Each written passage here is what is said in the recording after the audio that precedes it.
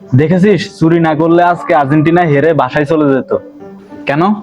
দেখলি না, মুহাম্মদ সালাহকে ডিবক্সের মধ্যে ফাউল করলো এবং ওই কাউন্টার থেকে গোল হলো। ফিফা যদি আর্জেন্টিনার পক্ষে না থাকে তাহলে কি এগুলো হয়? আচ্ছা, তাহলে একটা প্রশ্ন করি, যদি সত্যি ফিফা আর্জেন্টিনাকে জিতাতে চাইতো তাহলে 70 মিনিট পর্যন্ত 2-0 গোলে পিছিয়ে রাখলো কেন?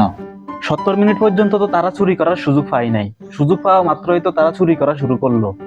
আচ্ছা, মাঠে রেফারি ছিল, সহকারী রেফারি ছিল, বিআর ছিল, কেউ পেনাল্টি ধরতে পারলো না।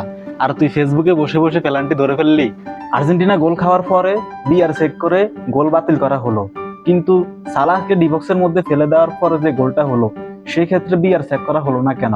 কারণ রেফারি খেলাটা সামনাসামনি দেখতেছিল। আলভারেজ বল ক্লিয়ার করার পরে সালাহ পড়ে গিয়েছিল। সালার কাছে বলের নিয়ন্ত্রণ ছিল না, বলের নিয়ন্ত্রণ ছিল আলভারেজের কাছে।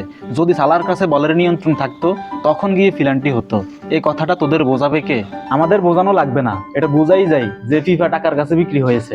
America, Canada, France, Spain, Germany এসব দেশগুলো ফিফাকে কিনতে পারলো না, কিন্তু আর্জেন্টিনা কিনে নিয়েছে। আমেরিকার ঘরের মাঠে বেলজিয়াম আমেরিকাকে 4টা দিল, কিন্তু ডোনাল্ড ট্রাম্প ফিফাকে কিনতে পারলো না। আচ্ছা যা, ফিফা যদি সত্যি টাকা দিয়ে কেনা যায় তাহলে পরের বার আগে আগে কিনে রাখিস।